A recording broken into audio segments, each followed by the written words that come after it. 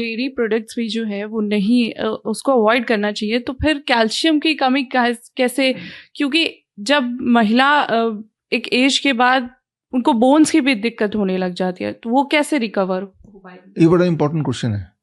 देखिए हम लोगों ने जोड़ा हुआ है कि कैल्शियम का मतलब दूध है ना। दूध क्यों, मैं पूछता हूँ लोगों से, दूध क्यों पीना चाहते? कैल्शियम से।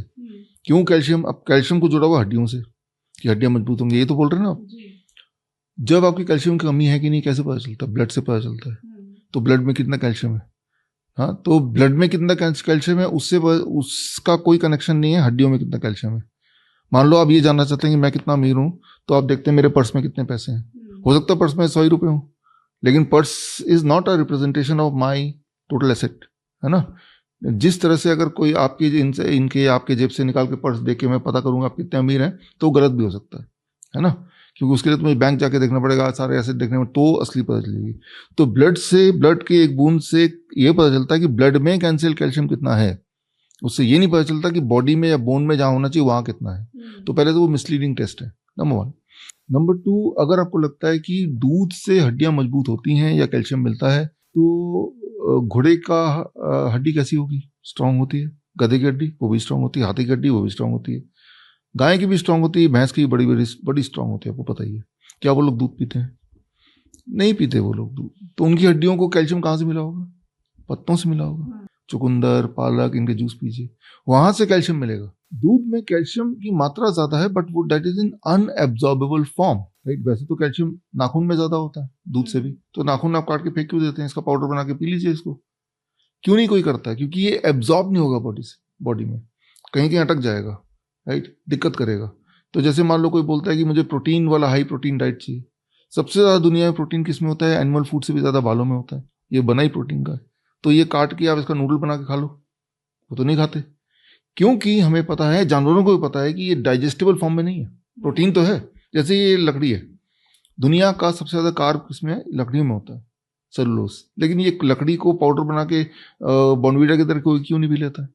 क्योंकि ये एब्जॉर्बेबल फॉर्म में नहीं है। सिमिलरली दूध का जो कैल्शियम है, not that is not an absorbable form, that causes stone, that causes blockage, that causes all kind of fibroid etcetera, right. तो और ये एक मिथ है कि दूध से ये जो डेयरी इंडस्ट्री है, पिरामिड आपने देखा बचपन में पढ़ा हमने, पिरामिड में दूध एक जगह दिया हुआ है, पिरामिड कोने में दूध पीना चाहिए एज ए स्टैंडर्ड था।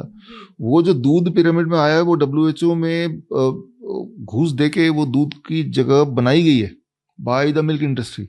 ये एक अलग कहानी है, मेरी एक किताब है why the mortality rate drops when the doctors goes on strike. इस किताब में मैंने जर्नल के रेफरेंसेस दिए हुए हैं, किस तरह से दूध को जबरदस्ती फिट कर दिया गया। वही वाला पिरामिड बचपन से हमें पढ़ाया जाता है तो हमारे दिमाग घुसा दिया गया है। अदरवाइज ये देखिए, इंसान एक ऐसा जानवर है जो दूसरे जानवर का दूध पीता है, और इंसान एक ऐसा जानवर है जो जिंदगी भर दूध पीता है। बाकी जो एनिमल्स हैं वो दूध पीते हैं, अपने ही माँ का दूध पीते हैं, वो भी कुछ महीने तक, जब तक दांत वांत नहीं आते, है ना। तो दूध की इंपॉर्टेंस है, अपने माँ का दूध। अब गाय का दूध पियेंगे, मान लो गाय, एक बछड़ा गाय में कन्वर्ट होता है, 6 महीने में 100 किलो का बन जाता है वो, लेकिन इंसान को 100 किलो बनने में कई साल लगेंगे। तो गाय के दूध में या एनिमल के दूध में जो growth hormone, that is about 6 to 10 time more, right. तो जब उस तरह की चीजें लेंगे तो हमारे बॉडी में फिर इरप्शंस आने लगते हैं, ये स्टोन कहते हैं, ये ट्यूमर कहते हैं। वैसे भी हम अपने बच्चे को कोई गाय भैंस तो बनाना चाहते नहीं, इंसान बनाना चाहते हैं। तो एक चैलेंज मैं दे रहा हूँ आपके माध्यम से, मेरे बोलने पे ये वीडियो आप देख ही रहे हैं, 15 दिन के लिए दूध छोड़ दीजिए, हमेशा के लिए नहीं। 15 डेज बाद आप अपने से पूछिए, क्या मेरी हड्डियों की दर्द कम हुई? क्या मेरी नींद बेहतर हुई? क्या मेरी एनर्जी लेवल बढ़ गई? क्या मेरा ब्लड शुगर पहले से बेटर रहने लगा? ब्लड प्रेशर पहले से बेटर रहने लगा? आपको आश्चर्य होगा, just by making one change, stopping all dairy product.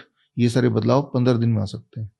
अगर तो ये सारे पॉजिटिव बदलाव आ गए तो 15 दिन की जगह 1 महीना करके देख लीजिए कि भाई हमने कुछ बदला नहीं की, सिर्फ एक चीज बदल दिया कि डेयरी प्रोडक्ट नहीं लेना। तो जब 1 महीने में आपको पॉजिटिव रिजल्ट दिखेंगे तो आपको यकीन हो जाएगा कि भाई कि वाकई में मुझे नहीं लेना चाहिए था। और फिर आप उस, वियतनाम है, थाईलैंड है, ये 2 जगह जहाँ मेरे सेंटर भी हैं, तो यहाँ पे दूध का प्रोडक्शन होता है लेकिन वो एक्सपोर्ट करते हैं।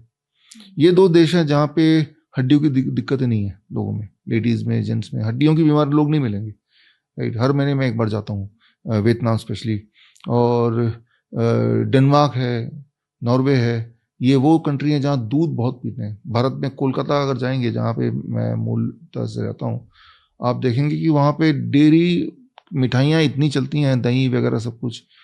आप अगर वहाँ पे थोड़ा सा स्ट्रीट में ध्यान से देखेंगे तो देखेंगे हर दूसरा आदमी के किसी की टांग मुड़ी है, किसी की उंगलियां ऐसी, वो उसको हिला नहीं पाते हैं, कोई किसी के हाथ नहीं ऊपर उठ पाता।